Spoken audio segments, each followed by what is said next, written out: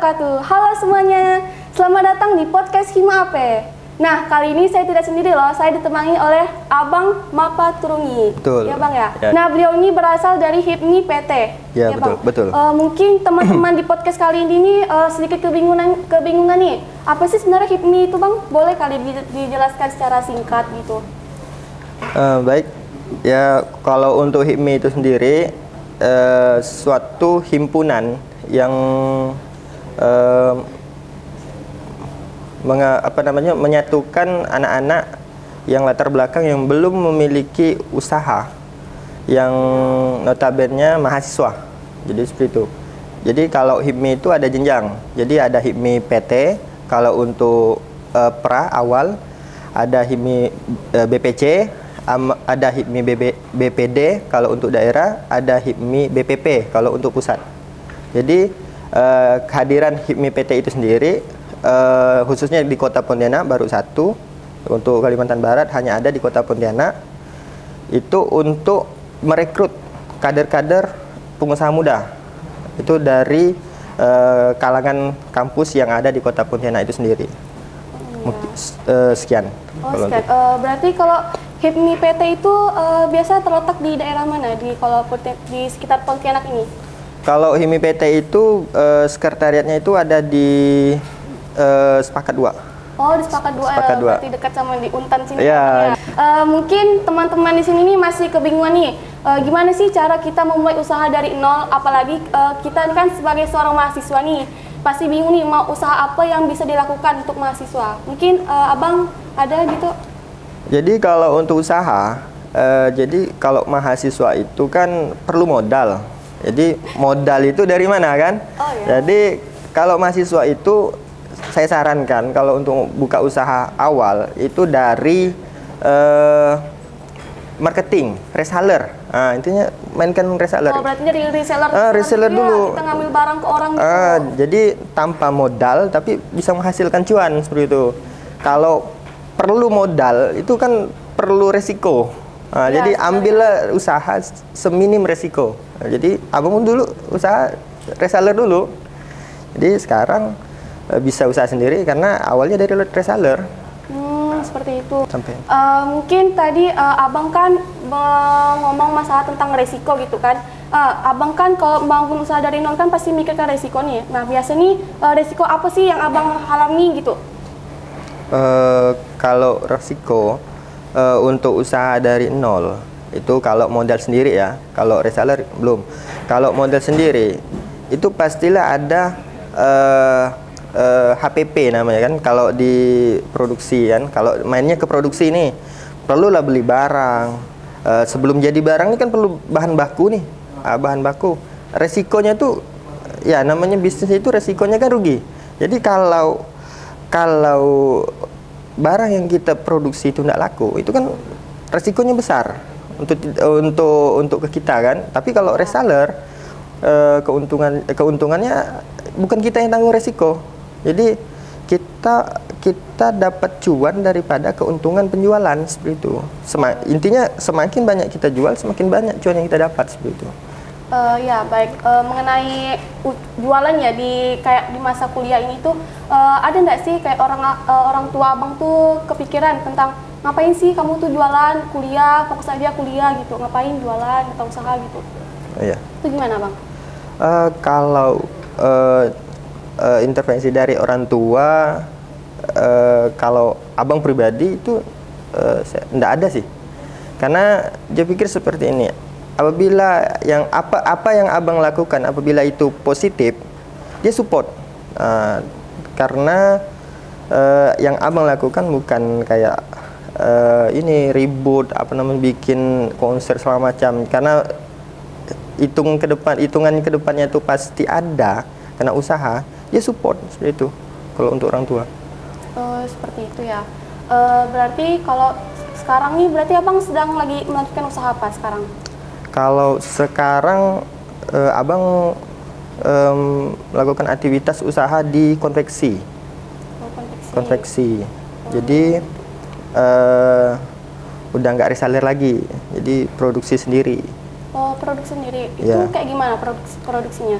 Jadi Dimana produksi ini kita ambil modal dari konsumen melalui DP, lalu kita produksi. DP-nya 70%. Jadi sebenarnya resikonya ke kita nggak ada sebenarnya. Kecuali memang barang-barang kita produksi itu rusak, reject segala macam, itu risikonya. Tapi kalau risiko modal itu nggak ada, karena yang memodali kita adalah konsumen. Seperti itu. Iya gitu. Mungkin untuk mahasiswa di luar sana nih, mungkin ada kali sedikit tips and trick dari abang biar mahasiswa tuh kayak nggak takut gitu buat bangun usaha di masa kuliahnya, seperti itu. Kalau dari saya itu cobalah usaha bermain di level reseller dulu kalau untuk mahasiswa, karena pertama minim risiko, kedua kita dapat uang tanpa produksi barang seperti itu. Nah, jadi hanya itu aja sih, mainkan ke reseller aja. Nah kan abang ini kan berarti awal mula dari usaha gitu kan jadi reseller gitu kan. Berarti sekarang kan zamannya udah canggih ya teman-teman ya, udah sosial media tuh udah banyak, apa segala macam, TikTok segala macam. Nah abang tuh kayak menggunakan aplikasi gitu nggak? Jadi karena pengusaha itu harus inovatif dan kreatif, jadi abang udah main ke TikTok, main ke Instagram. Kalau Instagram, abang terus terang kalau Instagram gunakan itu untuk hanya ini template aja. Jadi konsumen lihat ini Instagramnya, lihatlah di sana ada produksi apa. Jadi kita tidak perlu menjelaskan kepada konsumen ini loh produknya. Jadi kita cukup kasih Instagram, konsumen lihat sendiri. Oh ternyata pernah diproduksi ini ya. Akhirnya konsumen itu yakin kan dengan template yang kita berikan. Jadi kalau kita hanya produksi, banyak kawan-kawan yang senior kita, yang generasi yang sudah tua lah bahasanya kan, main di konveksi, dia tidak mengedepankan sekarang seperti itu, teknologi sekarang kayak media sosial segala macam. Dia hanya produksi, yang penting dapat cuan kan. Ya. Tetapi ternyata dia ketinggalan.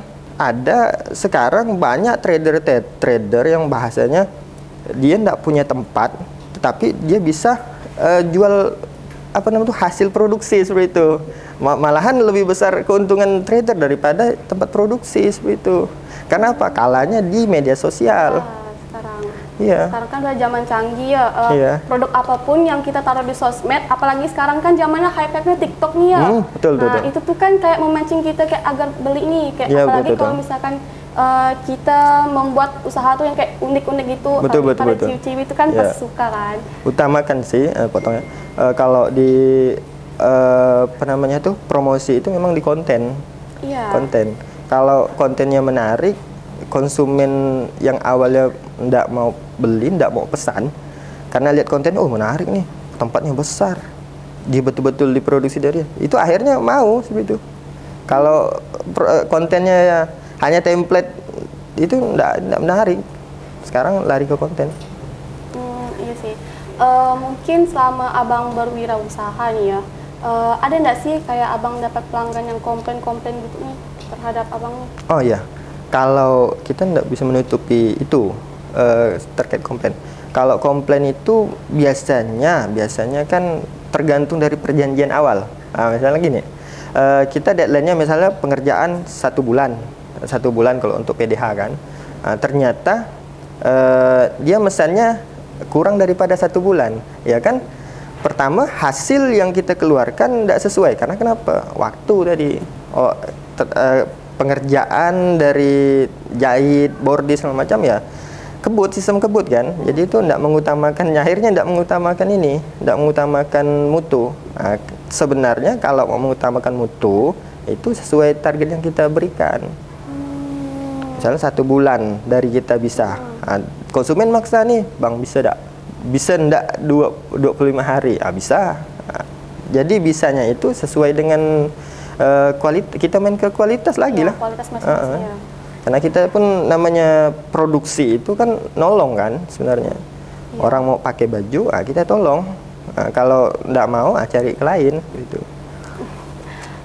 Mungkin di anak-anak muda sekarang ini kan kayak sebenarnya masih belum yakin sih Bang sebenarnya untuk bangun usaha dari nol, apalagi dari masa kuliah tuh gimana sih cara Abang nih untuk meyakinkan gitu seorang anak muda tuh sebenarnya bisa loh membangun usaha sebenarnya. Ya sebenarnya kembali lagi ke mindset sih, mindset. Terkadang anak-anak muda sekarang saya lihat karena keenakan jajan diberikan orang tua, biaya kuliah diberikan orang tua kalau dia kuliah kan, segalanya itu masih disupport oleh orang tua. Anak itu manja karena tidak ada beban. Nah, bedanya abang lihatnya kan anak-anak sekarang yang banyak usahanya itu latar belakang orang tuanya itu menengah. Karena latar belakang tersebut, anak-anak tersebut ini terpacu untuk bagaimana menghasilkan uang tanpa support dari orang tua. Jadi seperti itu. Untuk biaya kuliah ini, kalau enggak saya dapat orderan nih, saya enggak bisa bayar kuliah nih. Kan? Iya. Kalau itu kan kebanyakan mahasiswa itu kan isunya ke baju kan. Iya. Misalnya baju kegiatan ini segala macam kan. Nah, diambillah akhirnya kompetisi itu di dalam organisasi itu. Saya ambil. Nah, ini kan butuh uang tuh. Keuntungan. Setidaknya dia enggak beli baju itu. Yang diproduksi satu organisasi misalnya kan. Nah, dia enggak beli baju itu akhirnya gratis karena dia reseller. Iya, itu keuntungan dari reseller. Keuntungan dari reseller. Jadi kan enggak perlu keluarkan uang. Itu kali satu tempat. Tapi kalau dia mampu dalam misalnya 1 bulan itu mampu ke 15 tempat. Kemungkinan lebih besar gaji dia daripada abang. Benar. Itu karena reseller itu paling besar gajinya. Paling besar gajinya. Apalagi sekarang TikTok. Iya, TikTok sekarang lagi hits kan, hitnya kan TikTok, Instagram segala macam kan. Nah, kalau itu bisa dimaksimalkan, saya rasa lebih besar gaji daripada ya bahasanya orang kantoran lah gitu kan. Bisa dibilang kayak UMR ke atas nggak sih, Bang? Nih kawan abang nih masih mahasiswa, sama mainnya sama abang, dia cuman mainnya ke trader, dia nggak produksi. Bahkan gaji dia tuh untuk 1 bulan itu mampu tembus 16 jutaan.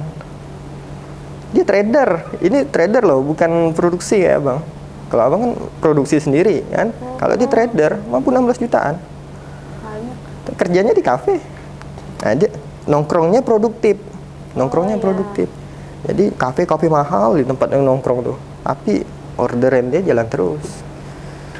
Sebenarnya itu sih yang kayak mahasiswa tuh masih ragu sebenarnya, kayak mageran, ngapa sih bangun usaha, pandai usaha tuh datang sendiri. Kalau misalkan aku viral di TikTok nih, bisa kali ya kayak bangun usaha segala macam. Sebenarnya mahasiswa tuh masih pemikiran mindset itu sebenarnya belum berubah.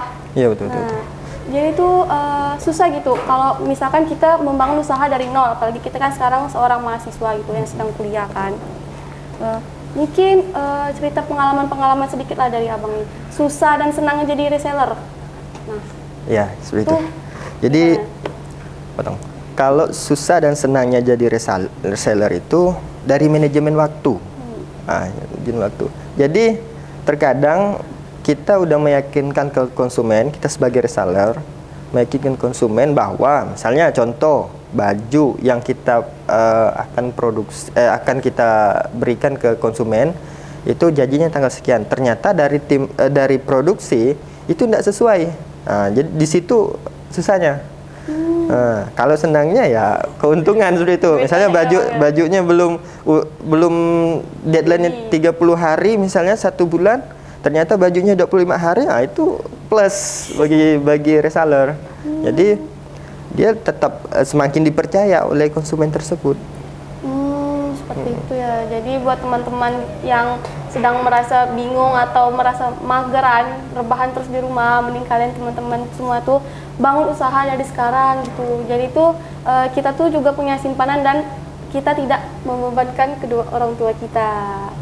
Mungkin apa lagi ya, kalau masalah usaha nih sebenarnya bingung sih, palingan cuma tok-tok mageran, rebahan segala macam. Oh iya. Mungkin abang kali ada pertanyaan untuk saya nih. Oh iya. Jadi abang apa nih? Jadi sebenarnya ini kebetulan nih sharing terkait bisnis nih. Jadi abang mau tanya nih, kira-kira kalau abang kasih modal. Ini kasih modal ya, kasih modal 10 juta. Bisnis apa yang bisa dikerjakan? Modal 10 juta. Mungkin itu lebih ke kayak makanan. Makanan, terus enggak selagi juga makanan sih, kayak aksesoris, kayak barang-barang gitu yang unik-unik. Terkadang tuh Bang, yang lagi ngetren sekarang nih barang yang unik-unik. Ya, oke. Jadi larinya ke makanan. Yang meyakinkan ke makanan yang unik-unik itu apa? Karena abang lihat kalau untuk makanan unik-unik yang ada di Pontianak itu cuma 6 bulan hitnya. Lepas itu enggak hit. Banyak loh yang jajanan-jajanan tepi jalan itu yang sifatnya franchise. Itu yang awalnya 0 sampai 6 bulan itu hit. Selepas 0 sampai 6 bulan ke atas itu udah, ya boleh dikatakan ada yang gulung tikar lah, ada ini dan segala macam. Kalau itu kalau makanan. Jadi bagaimana cara mempertahankan itu? Kalau mempertahankan itu sebenarnya sulit ya bagi saya, karena saya bisa dibilang baru gitu, kayak misalkan untuk bangun usaha. Mungkin kalau mempertahankan tuh iya itulah, kita harus mengikuti tren-tren yang ada gitu. Misalkan trennya tren bulan ini apa nih, terus bulan depan oh kayaknya lebih enak nih jual inilah, kayak ini lebih tertarik lah pada orang-orang. Sebenarnya gitu sih Bang, kalau cara untuk mempertahankan sebuah usaha gitu. Nah, jadi gini, abang simpulkan ya dari mindsetnya adik nih kan. Jadi mindsetnya adik ini masih apa kata orang.